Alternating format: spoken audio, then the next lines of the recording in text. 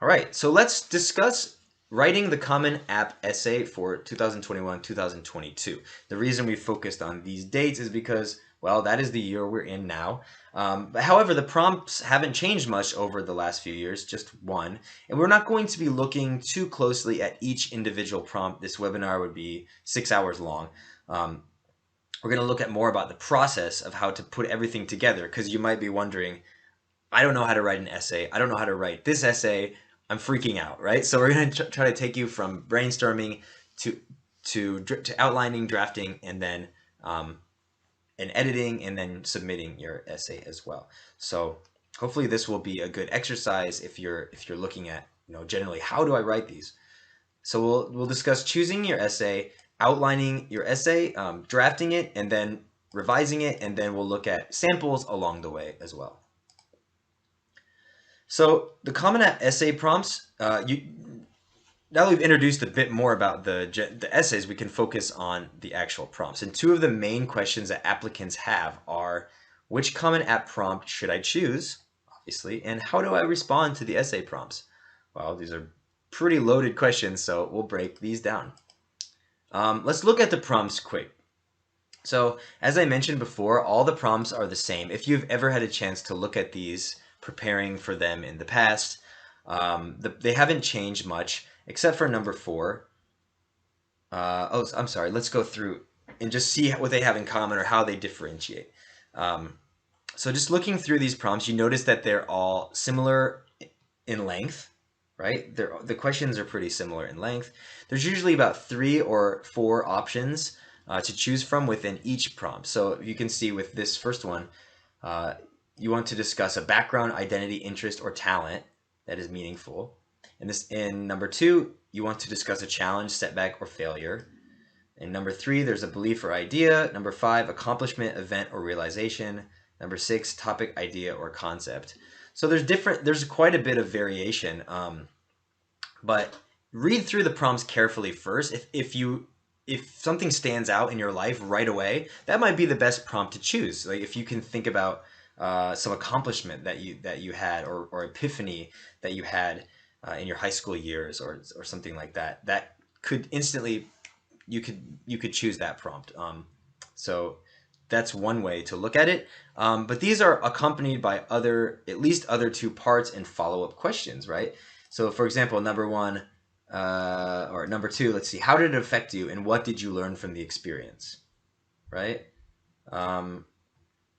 Or what prompted your thinking, what was the outcome? So you need to answer both of those questions. It's going to be more interesting to your story, and it's also going to show the officers that you know how to answer the questions as well. So rather than going through each of these and showing you the exact way to answer them, we're going to approach it from a more holistic template approach that you can hopefully apply to any kind of application essay. So step 1 is brainstorming your topic. Again, as I said, if you see one of these that is that stands out and you say, that's me, I want to do that one, I know what I'm going to write about, then you can skip this first step. Oh, I'm sorry, I wanted to mention one more thing. This should be highlighted. Reflect on something. Number 4 is a new prompt for 2021-22. Reflect on something that someone has done for you that has made you happy or thankful in a surprising way. How has this gratitude affected or motivated you? I'm not sure if they put this new question in because of COVID and maybe people are feeling like down and they should have a reason to be grateful or what. But anyway, that's quite a different perspective than some of these other ones. So if that stands out to you, great. So, but anyways, if you don't know what to write about, you want to start by brainstorming, and you can do that by creating a mind map. You don't have to create an exact template for this, but basically writing down, categorizing your interests, your hobbies, pastimes, and then writing down a couple of memories or events. Not necessarily underneath these; they could be separate rows, as we'll see. But then you're going to see where these intersect. And then you can break down your identity into separate categories: background, way of thinking, actions, aspirations. So you don't want to think about it necessarily as this is my identity, but these kinds of elements make up who you are, essentially. Your memories, the things you want to be, um, what you experienced, especially those elements or those experiences that had a big impact on you. And then finally, once you have this list or this mind map, you can look for intersections between the elements to find a narrative. And that's what's important, is narrative. So if you're like, for example, if you're good at baseball, you're not going to write a story about how you're good at baseball and that's it.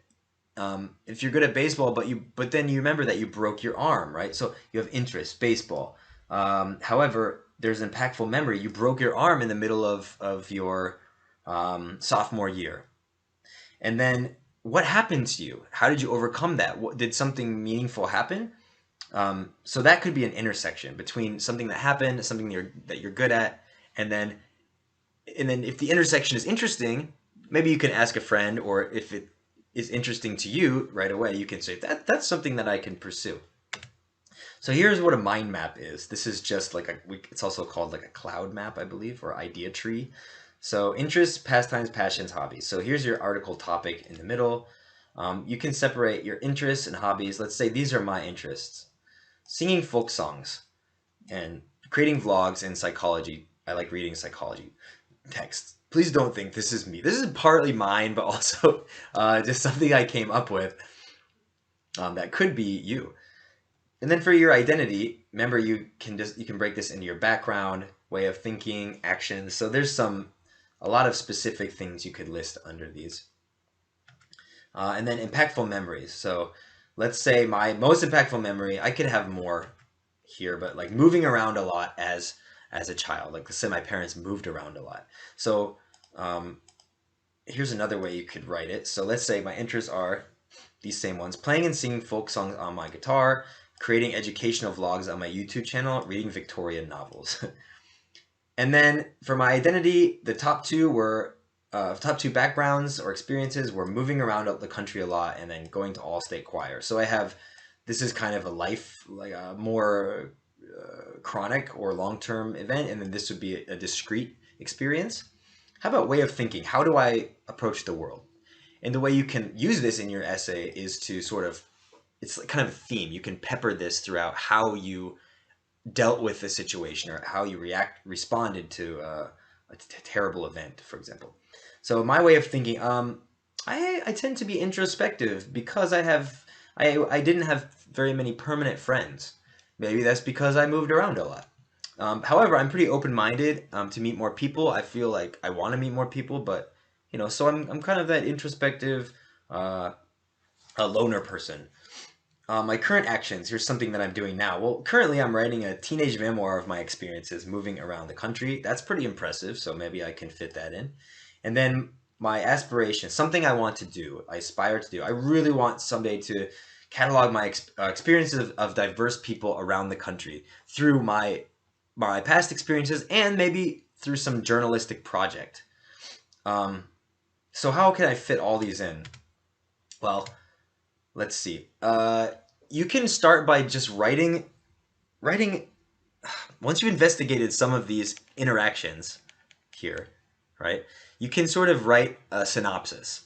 And this could be a free writing project too. You don't necessarily have to, once you start writing, that's your essay. That's the point of brainstorming, is just to be open and free, and there's no mistakes. You can't make mistakes. You're just thinking. And the more you think and the more you put ideas together, the more you have a scaffolding. So let's say I just free write this. My topic is going to be about how my upbringing of constantly moving around the US because of my parents' jobs led me to become more introspective and self-directed. So you have the way of thinking. My passion for writing folk songs and creating vlog content comes out of the need for deeper social interaction. This almost sounds like you're talking to a therapist or something, and I think that's a good way to brainstorm or to free write. However, it wasn't until we finally moved to and stayed put in Pittsburgh, Pennsylvania, that I was able to start using these talents, artistic talents, to prepare for a future as a writer. I feel my dedication to these creative endeavors makes me the perfect candidate for this renowned liberal arts college. So I've added the actual school at the end. Or maybe I don't want to be that specific. I can say the perfect candidate for a liberal arts college. And now that I've written this, what I could call it, what I could think about it as an extended topic, right? Extended thesis. This is a bit too long though, so you want to be able to distill it into a shorter topic or even a title. Give your essay a title. Because once it's published and once maybe your essay becomes the top essays submitted to Emerson College or submitted to Stanford or NYU, and then they publish it and they usually give your essay a title just to make it stand out. So let's say I'm distilling this down to a shorter, a one sentence thesis or topic. My background of social isolation and relocation was the catalyst for my introspective and artistic pursuits. And now that now push me to write earnestly about the lives of other people. So I've cut out all the little details, but this is basically what I want the reader to understand about me. So creating an essay topic before you actually choose the prompt, what I haven't chosen my prompt, right?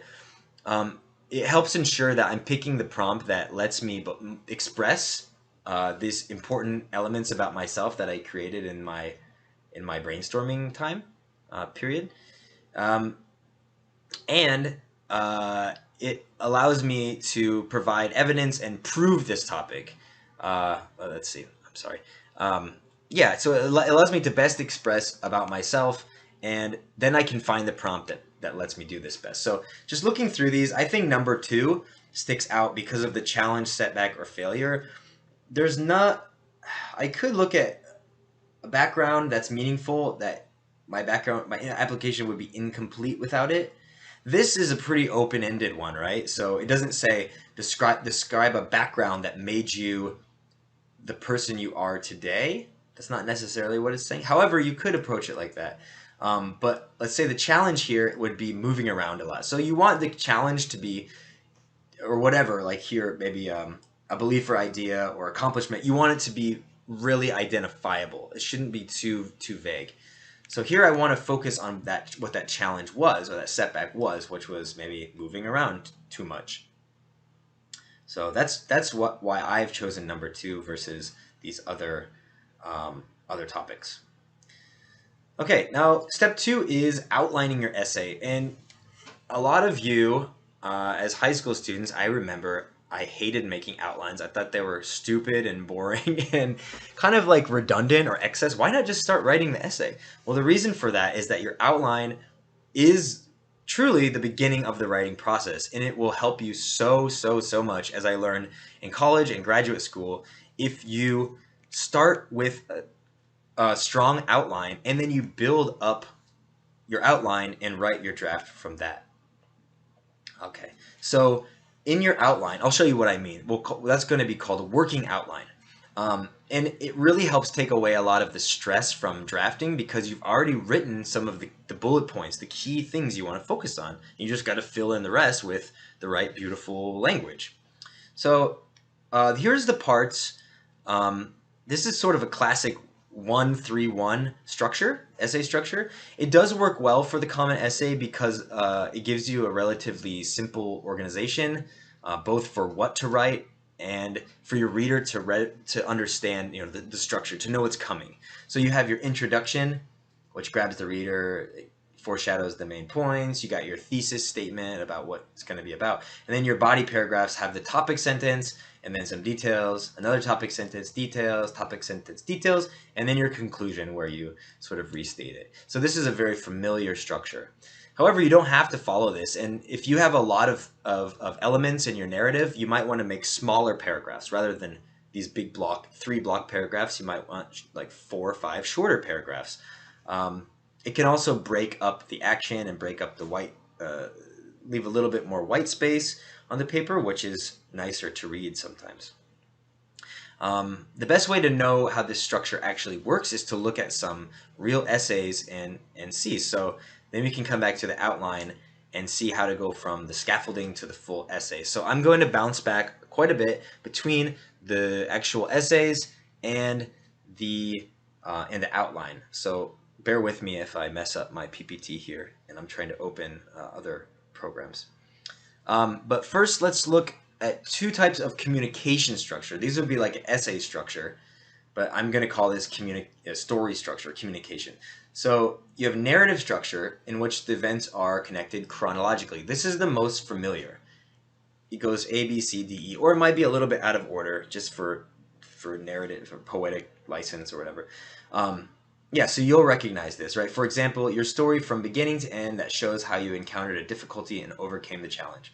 So the best prompts for this story structure are 2, 3, 4, and 5, because it talks about describe how you overcame a challenge or a setback, or let's look at these actually. Reflect on a time when you did this. What prompted your thinking? What was the outcome? So what was the problem? What was the solution? 4, reflect on something someone has done. How did it make you feel, right? So this is something that happened. 5, discussion accomplishment that sparked a period of growth. So you're going to talk about how you grew. That's chronological. 6, a topic or idea or concept. Oh, so now we're getting into 6 and 7, and 1 might be better for this type, the montage structure. So in the montage structure, the story events are connected by theme or thematically. So for example, if there's 5 thematic connected things that thread together your life, you can list these in different paragraphs. So they're not necessarily in order. Think of this as the listicle, like the top five fashion tips, right? They're all, the theme is fashion tips, but they might be applied to different situations or different circumstances. So this could be better for prompt 1, 6, and 7. I don't want to tell you have to use narrative structure for these or thematic structure for these prompts, but generally narrative structure is a bit easier. Thematic is a little bit more creative. So you can see what works. Do Google. Don't just watch this webinar, obviously. Google and find out a lot of examples for these.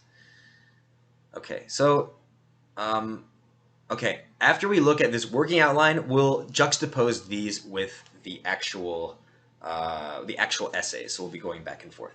So when I say working outline, a working outline is an outline, but that you're constantly building on it, and eventually it kind of turns into a draft. And I have to be honest that I'm not necessarily sure how common it is that everybody writes like this. It may be something I do, but I've found that it is such a, I'm not a very organized person at heart, but the creating a working outline makes me be more organized. It helps me be more organized because I can always see the parts. I can always see the bullets, and I can see what parts I'm working on. I'm working on the introduction. What else do I need to write? So if you fill it in with the you know, if you always have this number 1 introduction, and then you can fill in these parts. So in the outline, working outline, you'll have a hook, and this could be a powerful anecdote, a story with details, or you could start in the middle of your story or from the beginning of your story. These are kind of some tips here. So you want to use a first-person perspective, use dramatic language to get the reader's attention, give the reader context so they know where you are, what's happening, and where you fit into the story. Don't wait too long. Do this all in the first couple of short paragraphs. If it's a long paragraph, do it in the first paragraph. If it's 2 really short paragraphs, do it in the first 2. So let's look at my working outline. This is my example. So say I have this written down, and I have it written down as an entire outline, not just this page, but I've zoomed in for you so you can see it. So I've written hook, moving story from when I was a teenager. I can just write, this is what I'm going to write about. And then once I start writing it, this is my actual draft. I'm drafting it in my outline, not as a separate document, but inside the outline. So here's my document. Jacob, my mother shouted at me as I stared out the window of our red minivan. We had only been in Sacramento for 4 months, and I was already on my way to a new middle school. So what have I done here? I've set the scene. I've given some concrete details. I have the red 1993 minivan. I'm rolling down the highway. Where are we? We were in Sacramento, and now we're going to another state. I was already on my way to a new middle school. Wow, I've done a lot. Again, because you don't have many words in which to tell your story, you want to use concrete details and get a lot out of each sentence. Let's say I don't have any other details, but I know I want to end my first paragraph. So I can add a bullet and write end of my first paragraph. This is my draft. This italics is my draft. This constant cycle of new schools, new friends, new neighborhoods would become the catalyst for my introspective and artistic pursuits that came later. All right, so already the reader is going to know where I am, kind of what's the issue, and then my thesis. So this is going to be the ground fact or the ground theory on which all the evidence of the rest of my essay sort of revolves around. So think of it as a thesis. So I think we can look at some examples now.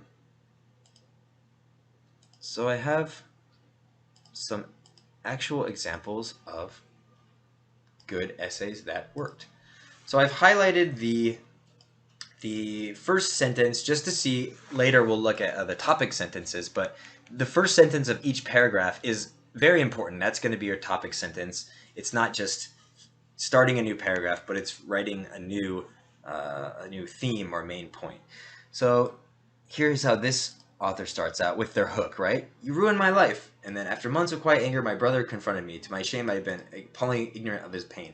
This is very interesting, intriguing, but we also have a character, we have a brother, we have drama, and we have a conflict. This person has been ignorant of his pain. And this is very short, just three little sentences. Followed by, despite being twins, Max and I are profoundly different. Great topic sentence, because this is all this, the rest of this paragraph is going to be supporting details or evidence showing how he's different. Having intellectual interests from a young age interested very few of my peers. I often felt out of step in comparison with my highly social brother. Okay, so we'll just look at each part that we're in. So we'll call this the introduction, these first two paragraphs. And this is prompt 2. So this is going to be about the challenge. Example essay for prompt 3. When I was younger, I was adamant that no two foods on my plate touch. Okay? And this one, you can see the structure is quite a bit longer. They use that 1-3-1. So first paragraph is clearly the introduction, and then body paragraph 1, body paragraph 2, body paragraph 3, and conclusion. So you have 5 paragraphs. Easy, familiar, but you want to make sure that then at the end of your first paragraph you have a thesis here, right? So let's see. Maybe this is their thesis. My brothers were my role models. However, while each was talented, neither was interested in the other's passion. To me, they represented two contrasting ideals of what I could become, artist or athlete. I believe I had to choose. So that sets up some kind of conflict. And I'm just going to go back and look at the prompts because I can't remember them. So this is prompt number 3. Reflect on a time when you questioned or challenged a belief or idea. What prompted your thinking? What was the outcome? So clearly, this is going to be the challenged belief or idea, this contrasting ideal. And you can see these topic sentences for each one. We will look at them in more detail. Let's just do one more for the introduction. Look at the structure first. This is another 1-3-1, it looks like. So you have the intro, topic paragraph 1, 2. Oh, this is only 4 paragraphs. That's fine. So 1, 2, 1, and then a long conclusion. I would say this is a bit much, wouldn't you? When you look at it, you go, wow, that's a ton of text. I mean, just visually, I feel like looking at this transition term, this could be shorter. It just reads nicer, and we're lazy these days. We don't really read as many books or huge essays, so it's just easier to read that when you break it up a bit. So let's see how they started it. Tears streamed down my face, and my mind was paralyzed with fear. Wow, super dramatic. I want to know what happened. And so let's see. Sirens blared, but the silent panic in my own head was deafening. I was muted by shock. Wow, lots going on, but we don't know what happened. So a few hours earlier, I had anticipated a vacation in Washington, D.C., but I was rushing to the hospital behind an ambulance carrying my mother. My fear had turned into an action as I made some of the bravest decisions of my life. So which prompt is this? Number 5, discussion, accomplishment, event, or realization that sparked a period of personal growth. So maybe 2 and 5 are kind of similar here because this is not necessarily it's an event, right? But it could also be a difficulty depending on how you choose to interpret it or frame it for your essay. Okay, but I just want to show you that they have this hook, and then the thesis is going to be in that intro paragraph. All right, going back to our working outline, let's look at the second part, body paragraphs. And these can vary so much, so I don't want to go through the entire essay and show you how to build the resolution and everything like that. I just want to make sure that you see the structure and that you see all the parts that should be there, so that you can look at your essay when you review it and say, that's there, that's missing, that's something I need to add, or yeah. So there should be 3 to 6 paragraphs, or 2 if you're doing huge body paragraphs. But you want to have topic sentences. So your topic sentence, as we saw in our examples, is generally the first sentence of a given paragraph.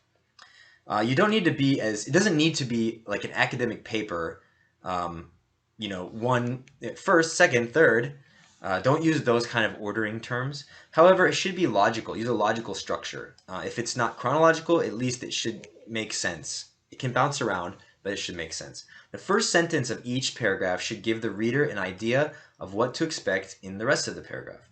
With narrative essays, the topic sentence can move the essay to a different time or place. So that's a really good way if you want to start at age 5, but let's say you're 18, right, or 17.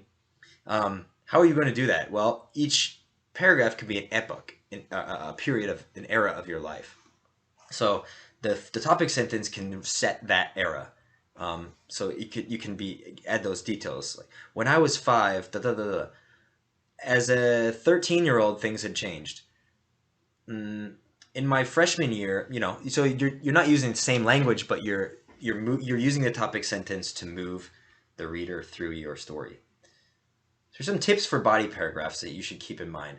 Always use transition terms and phrases at the beginning to move your story to connect to your previous paragraph to the next paragraph. Vary your language at the beginning. You don't want to. It's kind of like a resume where you don't want to use the same verbs, right?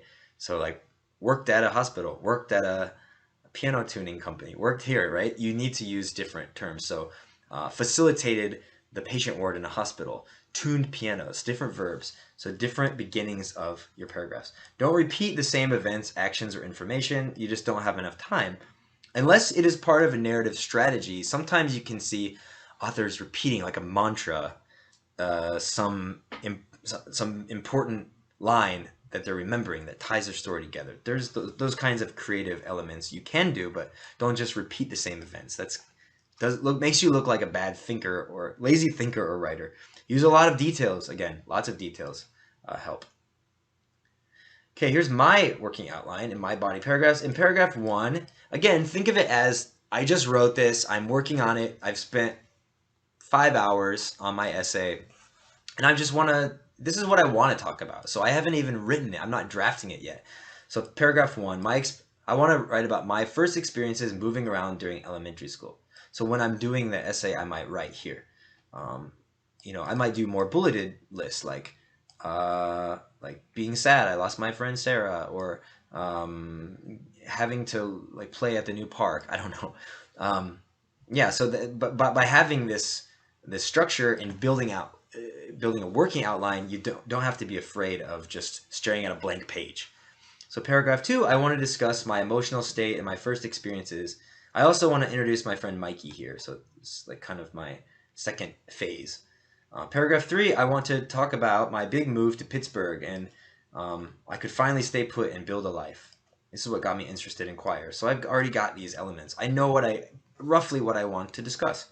In the 4th body paragraph, I want to discuss my achievements throughout high school, my literary achievements, reading, songwriting, blah, blah, and my aspirations for the next 3 to 4 years. So this is my example here. Quickly, let's look at the examples again. And we see, let's just go down to essay 4. This is prompt number 6, and just FYI, so we can look at the prompts. Prompt number 6 is, describe a topic, idea, or concept you find so engaging that it makes you lose all track of time. Why does it captivate you? What or who do you turn to when you want to learn more? All right. So, oh, and by the way, it's a good idea. I'm going to have these in the tips, but just a good idea to use some of the same language, some of the same terms in the prompt in your essay as little flags, as little signals. Not too much of it, not too often, but so let's say number 6, topic, idea, or concept. Why does it captivate you? So you might want to use the word captivate just as a little, signal to the reader. You might want to use the word idea or concept or engaging, whatever one you're focusing on, to help the reader identify that as they're reading through. Oh, because they're going to be reading so many of these. Again, they're not going to read your essay 5 times. All right, so let's look at their intro first. What factors shape the depth? What factors shape the depth and allure of a literary career? This is the exact question I ask myself. That's a good intro too. That question is thought-provoking. So here, I was reading my old novels. All right, so that's not exactly like I like to read novels, and then description of that. It's kind of setting. It's more like setting the scene. So I've written 3 novels. Each of them repeatedly portrayed the hero. I came to the realization that my characters were flat. So here you can see that the topic sentence isn't necessarily like an argument or a theory that everything has to evidence, but it does set the theme. As Oscar Wilde said, vice and virtue are to the artist material to an art. And then you have then he goes into Oscar Wilde. So this is actually clever because, and you got to be good. You got to know what you're doing with this. Maybe he's or she could be a critical theory or literary theory student, and they are showing in their essay that they're capable of engaging with the text itself. So they're actually, in his famous work, The Picture of Dorian Gray, Wilde deconstructs the psyche of his characters.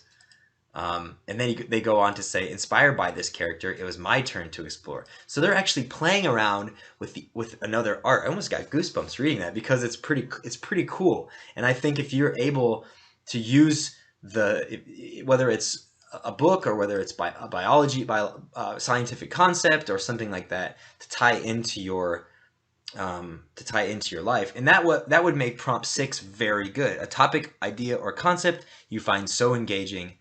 Why does it captivate you? So you can sort of enmesh that with your life. That can be good for those of you who are sort of obsessed with something specific.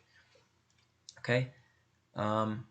That might not be the best example for the topic sentences though. So let's look at this one. All right.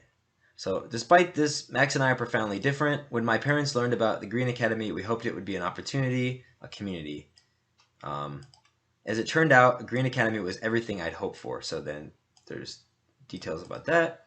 Through my own journey of searching for academic peers, in addition to coming out as gay when I was 12, I developed a deep empathy for those who had trouble fitting in. So this is going to be about the empathy and the pain and those relationships with their brother. Yeah, so your main topic is not like an academic main topic or main argument, but it should give a theme or even a category or a topic of discussion to that paragraph. All right. Let's discuss the conclusion. So I didn't want to get into every single paragraph here. So let's discuss the conclusion. And pardon me. Okay. So the conclusion is where you're going to sum up your narrative. Often you can present the successes and reflect on the experiences, really depending on the prompt, depending on where you want to put that success. But if let's say you're discussing an achievement, you might want to put at the conclusion how that feels to you. You're not going to suddenly say, I won the tournament. I mean, you might say that, but it may be, despite winning the tournament, I now see that this is that what I really learned was that sacrifice and dedication can get you anywhere. So it was more about the hard work than it was about winning. So you, again, focusing on that hard work, self-determination, persistence, those qualities that make you a good student, those are what you want to discuss in your essay as well. So summarize your thesis, right? So repeat that beautiful idea that you want to leave in the author's head. Don't repeat it exactly, state it a little differently. Or you can leave a final thought, like an exclamation point on your essay. All right, so my conclusion. So I'm going to repeat this is all my writing again. So I'm going to write, I repeat my main thesis, and then here's what I wrote. My background of social isolation and relocation was the catalyst for my introspective, blah, blah, blah. And then maybe I want to add a final thought. So I'm just, as I write my outline, I'm like, okay, I'm going to write a final thought. A final thought about how going to this college or going to a liberal arts school, let's say, will help me achieve this art vision. So this could be the final sentence, probably not the final paragraph, but could be. The next step in building my own wonder wall is at my feet, attending a college that allows me to foster my skills, where I can contribute the cumulative heft of my lonerism towards telling a grander story of universal experience. You might not write like that. That might not be your language. This is the language of me or my character here, okay? And it's got to fit in with the tone and the voice of the rest of the essay. So you're not suddenly going to become a philosopher at the end if you're not going to be somewhat philosophical throughout. You don't have to be philosophical. You just have to show, you just have to tie the story together and put that bow on it that shows the point, the moral of the story. All right, let's see a couple of conclusions before we move on. All right, so let's look at the first one, prompt 2, again, the difficulty. All right, my failure to recognize Max's suffering brought home for me the profound universality and diversity of personal struggle. Everyone has insecurities, everyone has pain. So this is the learning, what they learned from that difficulty. I'm acutely grateful for the conversations he and I shared. So you're not just focusing, again, on the difficulty, you're talking about what you learned from it. And as you can see, this sort of mimics the shape of the prompt itself. Number 2, right? How did it affect you? What did you learn from the experience? It's the last question in the prompt. So you can sort of make that the last element of your essay as well. What did they do at the end? Further, this experience has reinforced the value of constantly striving for deeper sensitivity. So further, that means there's more to it. Here's another point. I won't make the same mistake again of assuming that the surface of someone's life reflects their underlying story. Yeah. Let's see this one. Prompt 3. We'll just go through the essays, and by doing that, we'll kind of get to know the prompts a bit more. So reflect on a time when you questioned or challenged a belief or idea. What prompted your thinking? What was the outcome? So it seems like to me that one, the outcome shouldn't be at the end. There should be a little more reflection at the end. So, but let's see. I no longer. Oh, the outcome could be the change in your mind, right? Not just the physical, factual outcome, but how you see things differently could be the outcome. So I no longer see myself as an athlete and a poet independently, but rather I see these two aspects forming a single and separable identity, me. That's the outcome of this. What was it? This challenge. This time you questioned a belief. That's the outcome. But there's more. I am still a poet when I am lacing up my cleats for soccer practice, and still an athlete when I am building metaphors in the back of my mind. And I've realized ice cream and gummy bears taste pretty good together. Oh, see, that's the kind of last thought. It kind of switches or lightens the mood.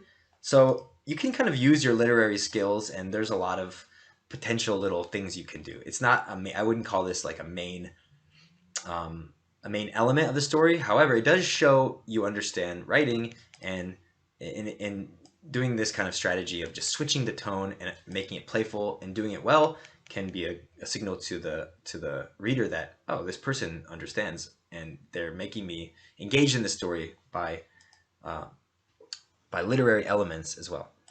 Okay, so now that we've done our working outline, we can look at drafting. I don't actually want to separate these because you are actually, I want to see how far I am in this slide. Okay, so drafting your essay.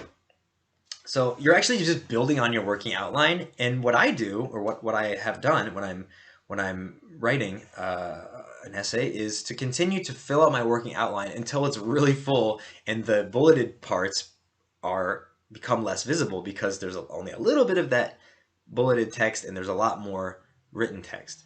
And once you've been filling out the actual draft, you can edit and revise within your outline. I would advise you not to worry about revising too much as you go along.